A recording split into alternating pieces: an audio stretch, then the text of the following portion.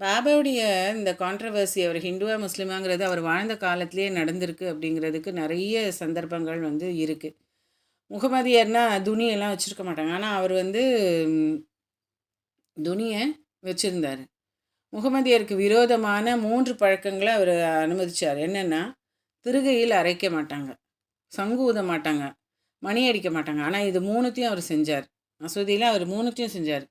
தீயில வந்து ஆகுதி செய்தது நம்ம வந்து இந்த பூர்ணாகுதி பண்ணுவோம் தெரியுமா? பூஜை ஹோமம் எல்லாம் பண்ணும்பொழுது, அதை வந்து ஆகுதி பண்ணுறத வந்து செஞ்சார்.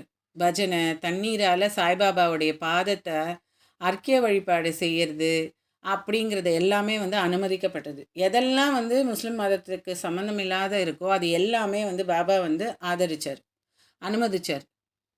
அப்போது அவரை நீங்கள் முகமதியர்னு நினச்சிங்கன்னா, பிராமண சிரேஷ்டர்களும் அக்னிஹோத்ரிகளும் வந்து